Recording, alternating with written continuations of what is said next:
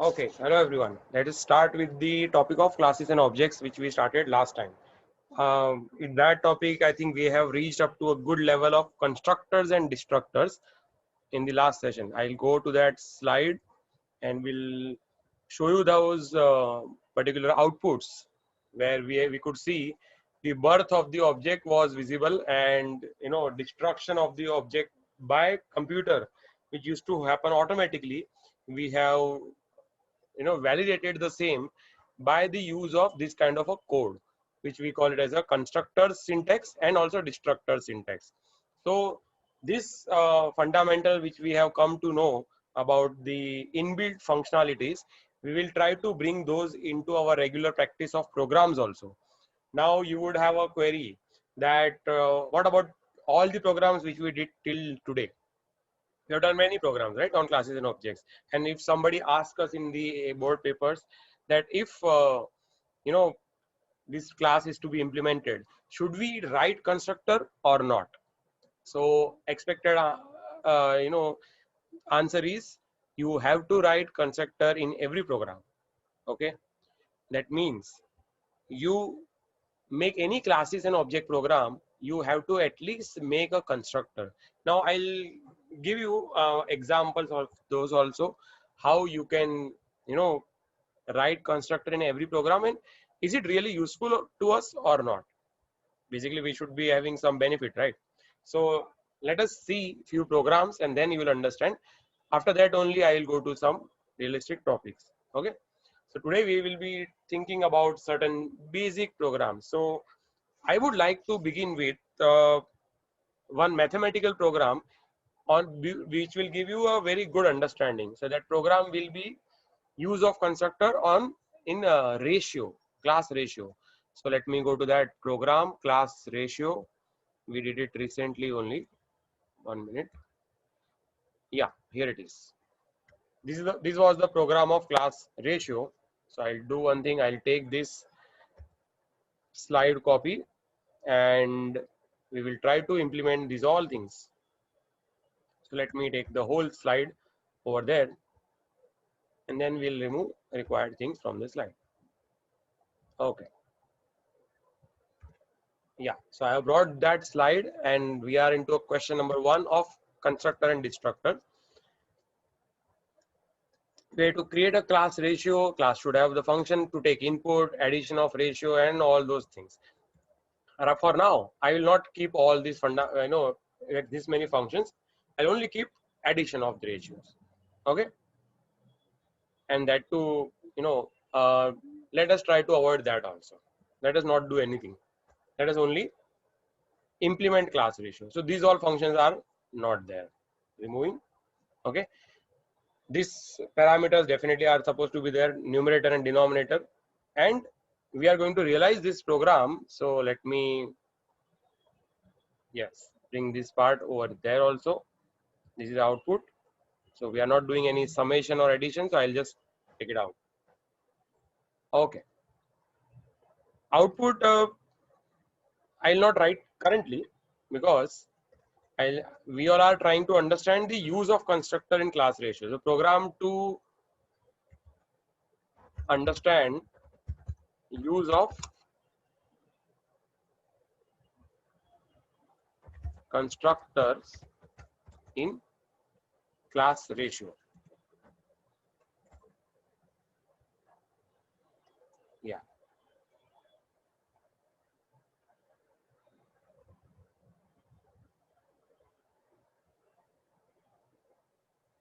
Okay.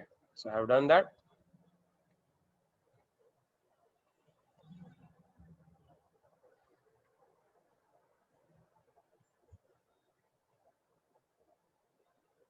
Okay. Now let us go to that particular classes and object, that program part.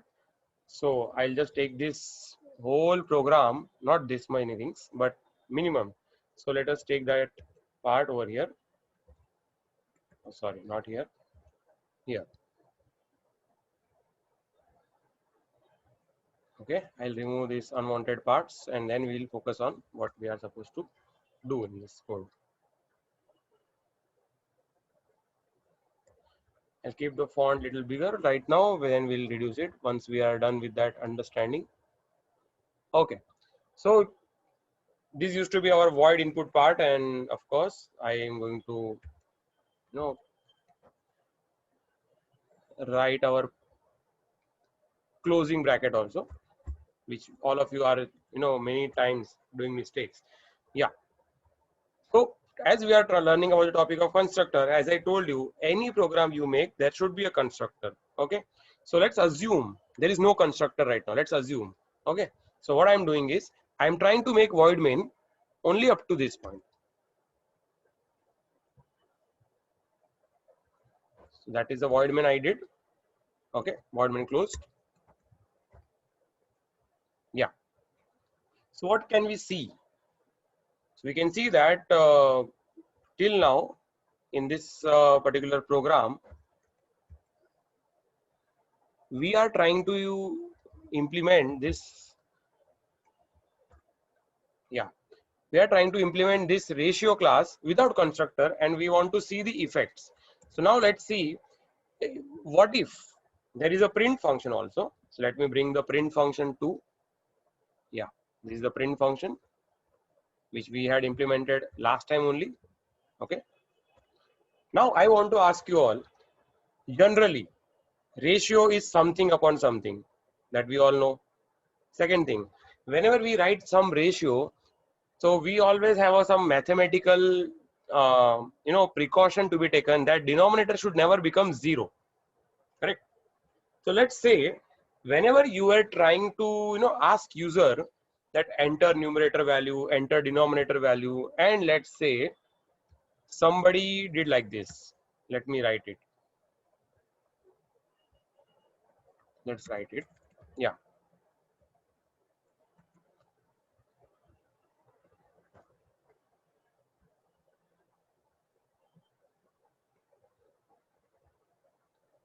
Yes. So let's say when you ask somebody, so the user enter numerator value, he enters 1. Then when you ask him to enter denominator value, let's say he enters 7, or he do not enter anything, he forgets to enter the data. Okay. So what will happen? A query arises. Let me draw the query over here so that we all can understand.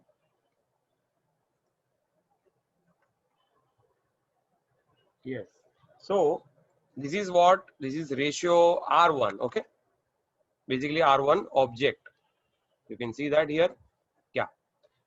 Now I am asking you, when you have called, let's say, input function, okay, for ratio R1 dot input, you call like this, and call goes to this input function. He starts asking all these things, and let's say user missed to type anything, and computer has okayed that also.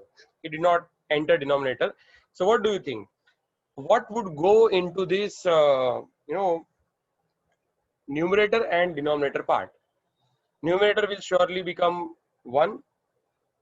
Correct? Second thing, denominator is not empty. Okay, I have explained you earlier also. Memory space can never be empty, because there is nothing like empty concept. Either there will be 0 or 1, means there is some garbage value. If I'll draw that here, so let me write it. So I'm trying to draw that arrow, and we'll write down that this is, it is having currently garbage value, garbage data. Yeah. Now what do you mean by garbage data? Can it be anything? Yes, anything. Anything means nothing of our use. That's why we are calling it as a garbage. So can it be 0 also? Yes, it can be 0 also. So there is a chance of math error if you are making an application or some good website which has to drive the data. So in such scenarios, problem happens. And you can also see one more thing. Do you remember whenever we have done the program of addition of two ratios? So we used to do R1 plus R2 equal to R3. Means R3 we used to create only, and we used to assign the information.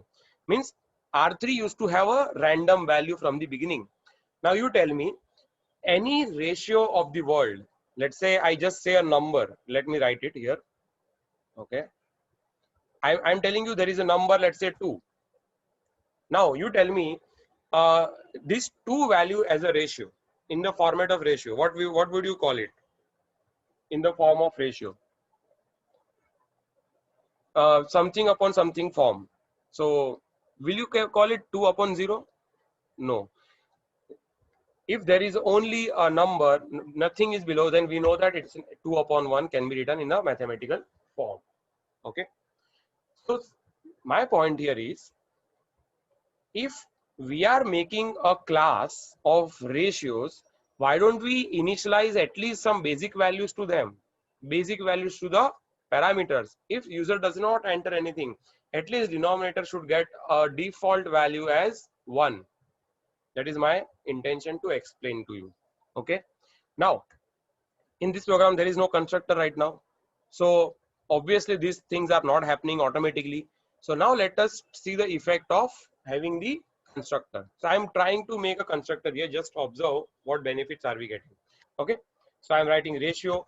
You know, constructor has the same name as the class name, round bracket open and close, and below that curly brackets.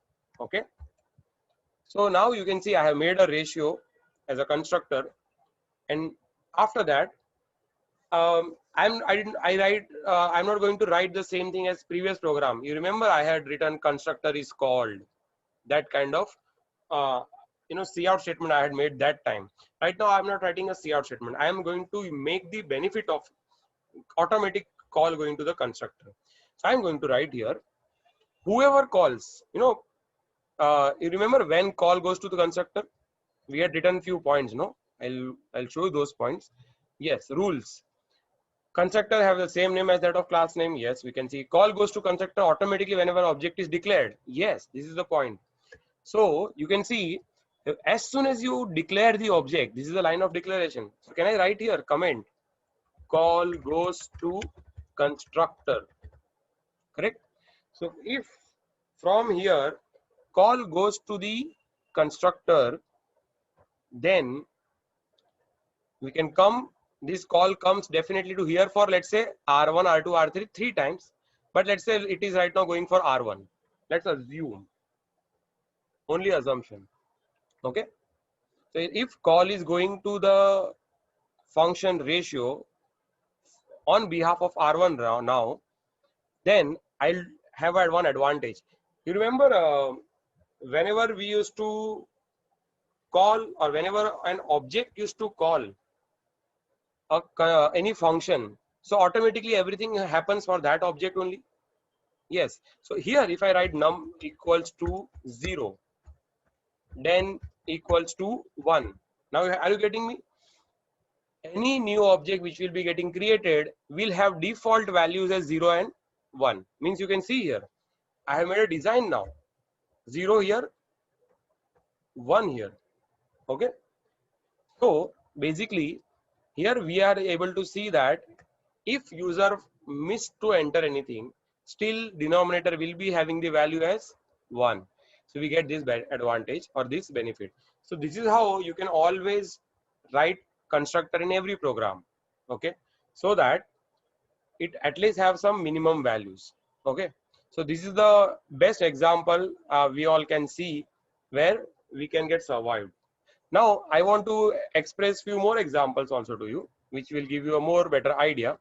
So I am going to keep it up to this point here, because we knew now what is going to happen. Let's say I did not call a print function anymore right now.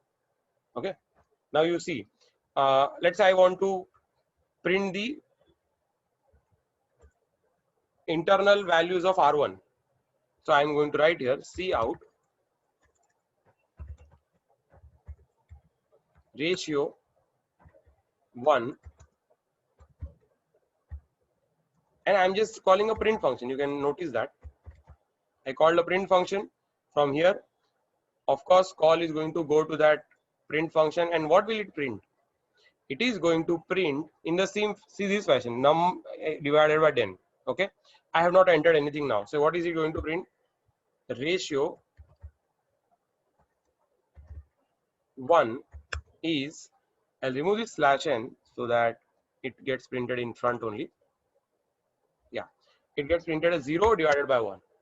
Understood? Now let us see the another example similar to this one only. So this for example we have seen to understand the one of these class ratio. Okay, I will now try to explain you the use of constructor for class complex also. So I am going to, let's say, yes, copy this whole information, pasting it here. Question number 2. We are just trying to understand the benefit of constructor. So I am right now taking purposely class complex so that you can understand more well. Yeah. What about class complex? I am writing class should have a input function, print data members, all these things. Okay. But if you remember, complex class used to have two data members, real and imaginary coefficients. And this type used to be float. All right. And here I am going to write C1 as an object name. So this is done. Image, real image part. Okay. This is going to be float. Okay. This has become now our complex object now. These also will become real and imaginary coefficients. Okay. Let's see here. Class complex it will be. And this will be also real comma image. Class constructor name will be class complex and real equals to and image equals to. Now you can think of what value will you keep for real as a default and imaginary as a default. You have to think about it. I'm till that time I am going to only write this particular part.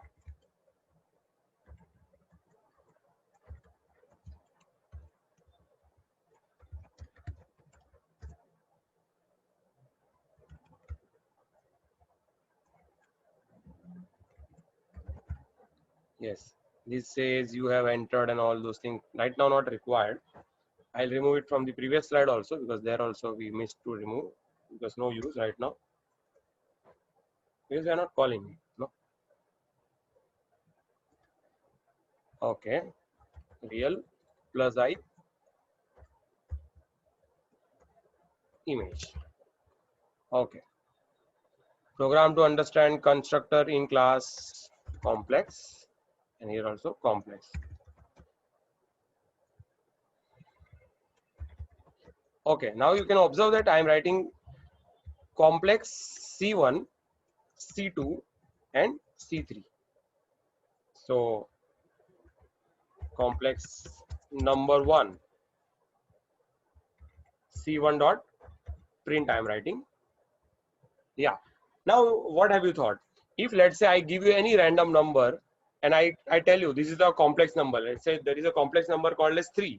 So what do you think? It is 3 plus, a complex number are something plus I something, correct? So what is it? What do you think? It is 3 plus I what?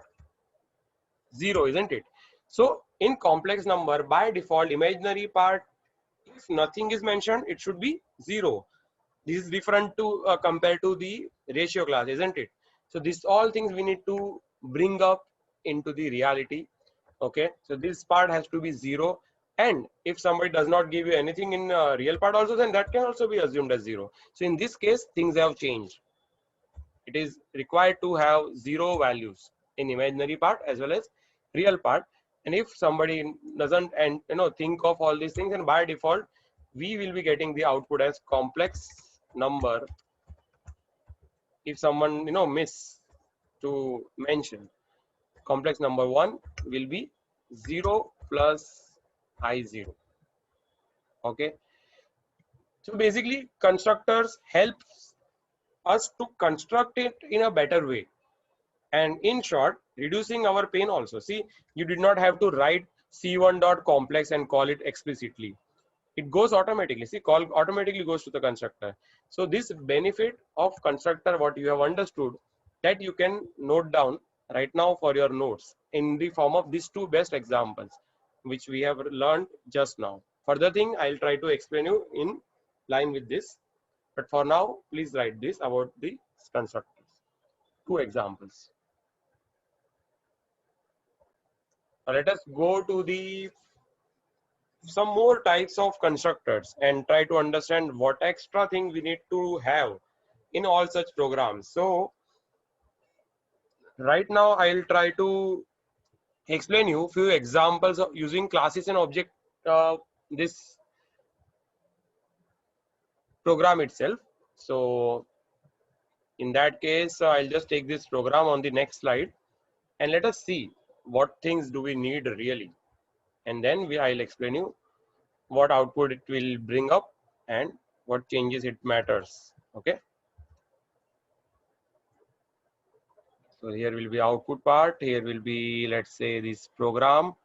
I also want to keep the void main part little separate so that we can focus on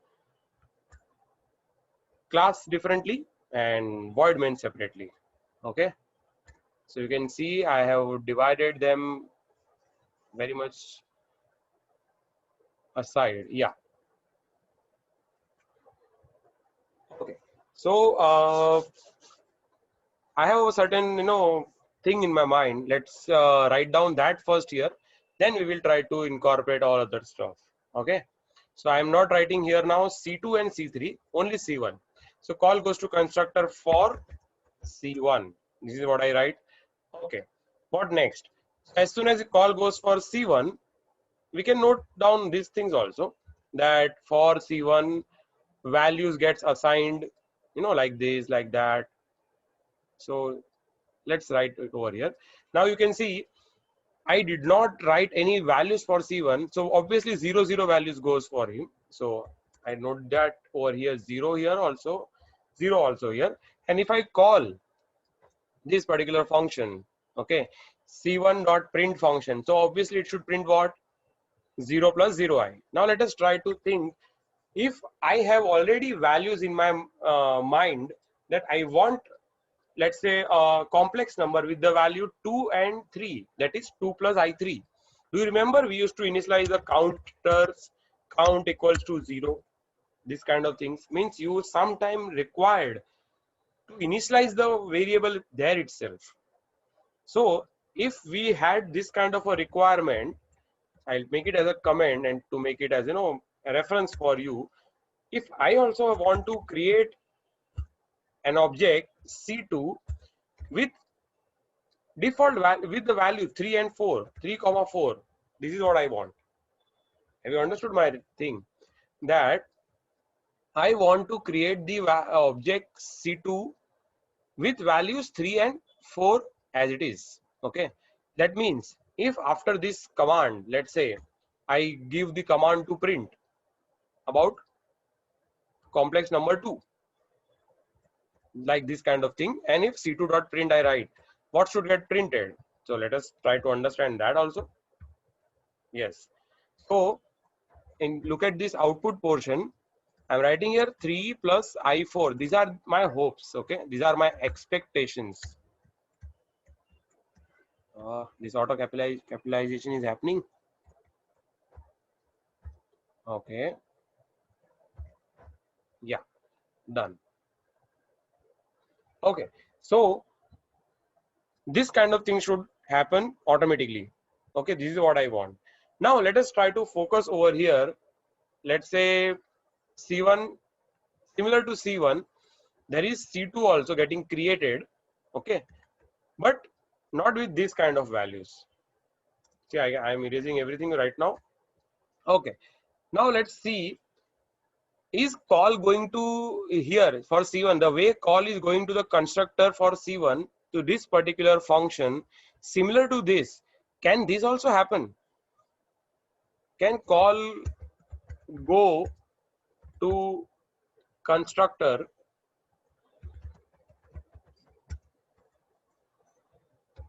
Okay, notice here constructor I am writing round bracket, empty round bracket for C2.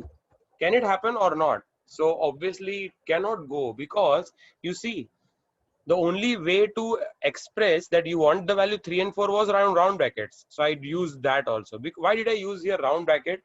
Because I thought that first thing, if you want to have a values, pre-decided values for certain object creation, then you can write it only in the line of declaration, isn't it? This is the line of declaration. I have to find out method here only. Can you write C2 equal to 3 comma 4?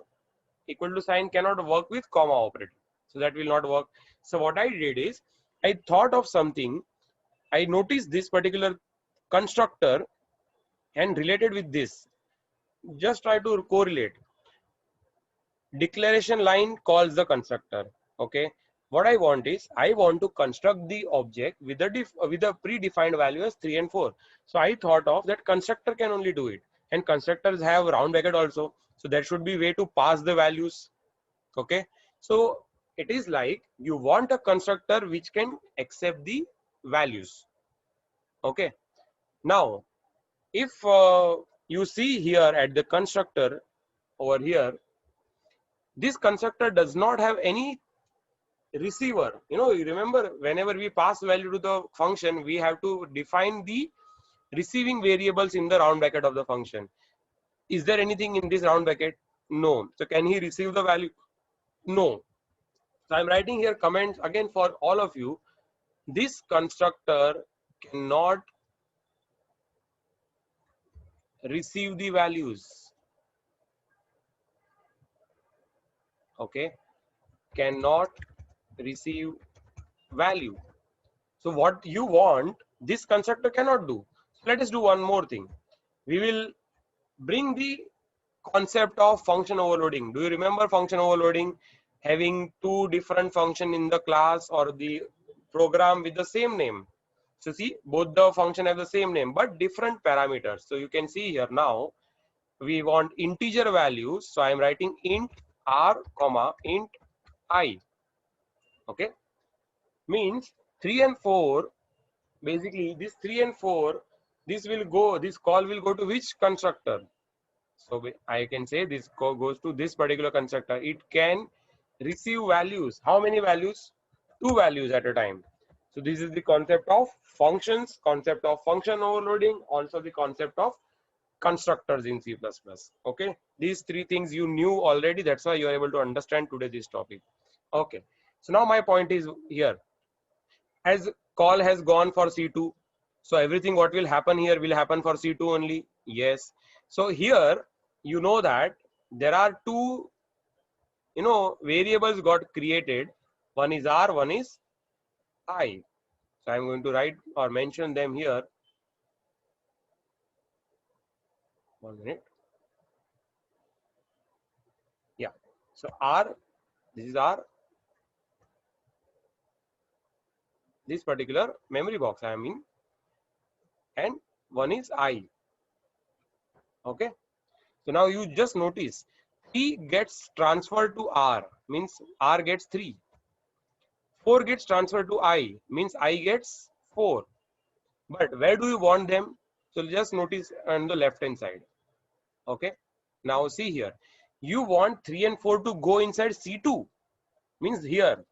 So think about the fundamental of classes and objects. Whoever calls this real and imaginary belongs to them. This real and imaginary are nothing but this only. So if you, instead of writing r real equal to 0, if you just write r, which is already value 3 coming from here, it will go in the real, means here 3 comes. And if you write here I, which is value 4 received from here, this box becomes 4. So has your purpose served? Yes, whatever you wanted to happen, it has happened. Okay, so this way you can make such kind of things happen. And now is the time to know the names of these constructors. This constructor is known as default constructor, because this used to be there by default. No, remember in the background automatically it used to happen earlier, but from the time we started writing, we are doing everything. And what about this constructor? This constructor is the constructor with the parameters. See these parameters. So that's why this is known as parameterized constructor. Understood? So this is the parameterized constructor. Now, obviously less space. So I'll do one thing.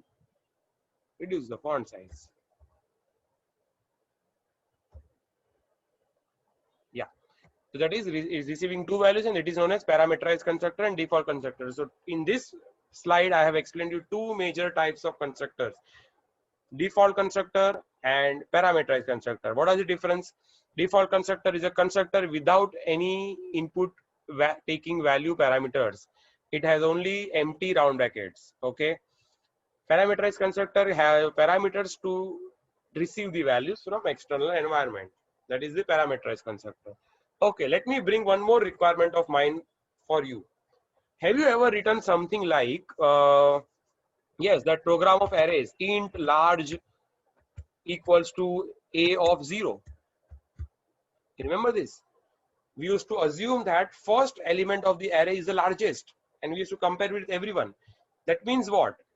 You are here, what is happening? You created a variable large, okay? A variable large with initial value copied from where? Other variable. This is what we did, isn't it? In this particular scenario, you created a large variable, you initialize it with the copied value or value which is copied from array, which is another variable. So I also have the similar requirement. I'll put that inside the comment. Okay. I also have a requirement. I want a complex object C3 with the same value of C2. You understand this? Means basically what I want is, I want that C3 object C3 should be getting initialized with the same value of C2. Okay, what the value are there in C2? 3 and 4. So notice here, when you write your expectations, you can first draw here. So I am writing it here C3. I'll not write anything here because by default it it is going to happen in this fashion. First C3 gets created. Now let's think about your hopes. Your hopes are C2's value should be getting copied respectively. C2's real should go to this real. C2's image should go to this image. These are the special effects. Computer cannot make wonders. Okay, these all are the just hopes. So what we'll have to do is, obviously, for this also constructor needs to be called, because it's a line of declaration. Call has to go to the constructor, and similar to earlier one, here call goes to which constructor? P constructor, parameterized constructor, and here call goes to D constructor, default constructor. Okay, here something comma something is there, here is nothing is there. But right now we cannot go to anybody. You cannot go to this constructor because it is not taking this type of parameter. What is the type of C2? Do you see here? C2 is of type integer? No. What is the data type of C2? Let's think about his first line. This is the line. Data type of C2 is complex. Okay. Is there any constructor which takes complex parameter? No. So we need to take another constructor. Again, function overloading. Oh, yes. So you can notice that I have again taken the help of this another type of constructor, and just notice what I'm doing. This is going to remind you one more concept of of functions which we learned earlier. Now just think, C2 is what? C2 is an object.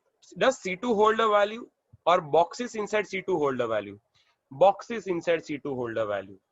Which boxes? Real and imaginary. So what is the job of C2?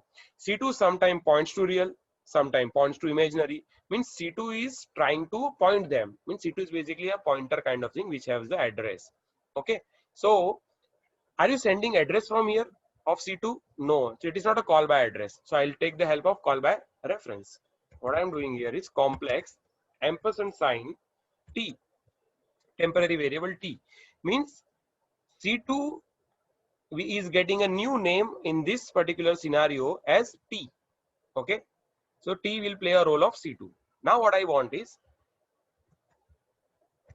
this left hand side real and imaginary is what basically, this real and imaginary is of whom? Whoever calls it. Who calls this constructor? C3. So the real and imaginary are working for C3 and T is working for C2. So I'll write T dot real, means real of T gets copied in real of C3 calling object. Okay, I'll note down here for you all guys. Okay, I'll write down here. I'm writing here. You can see calling object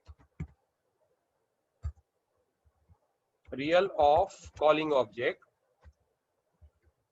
equals to real of passed object. Did you understand? Because that object is been passed. Similarly here also T dot imaginary. Okay, so by this what you have done is it is receiving, it can receive values. No, it is a call by reference method, and it obviously it can be called as a parameterized, but no, what is the job done by this copying job? It is called as copy constructor. Okay,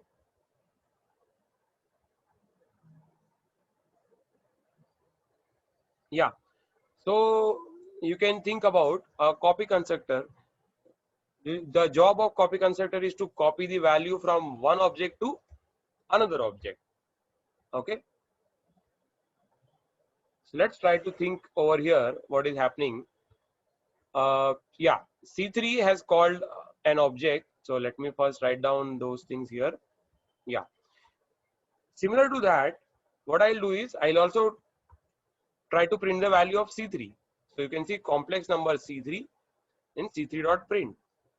Okay,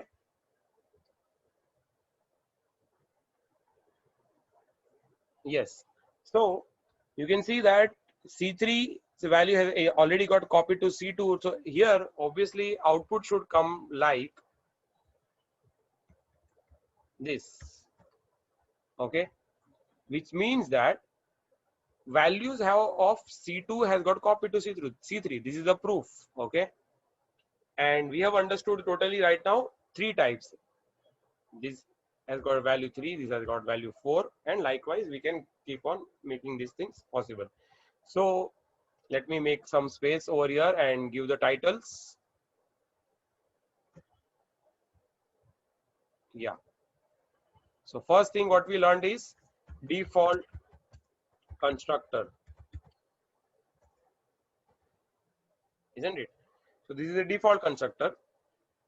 Next thing what we learned today after this is parameterize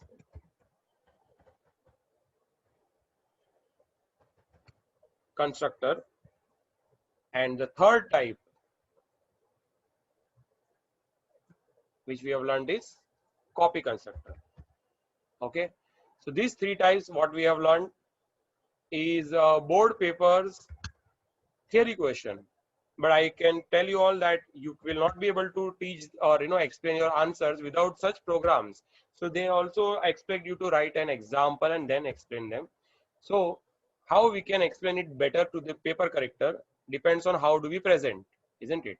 So let me explain you how you can improve on your presentation part. Yeah, so this first one is complex number 1 using default. So you can see I'm trying to be more creative in my answer presentations also. Okay, you all also should be trying to make that thing possible in every other papers.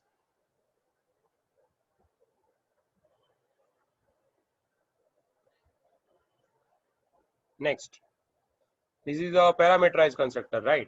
So this is now complex number 2 using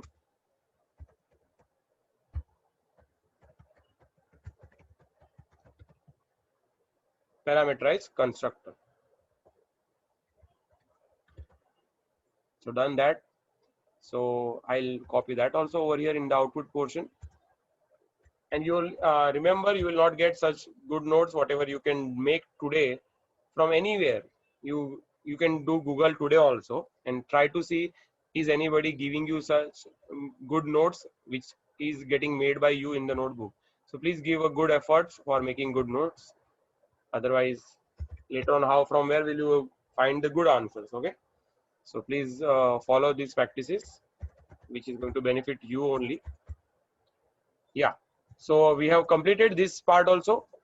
The types of constructors: default constructor, parameters constructor, and copy constructor. All three are there, well settled in this example, and you can use this answer for your board papers also. So you can start making the notes of this particular slide in your way. So you need to go through each and every program, do their practicals.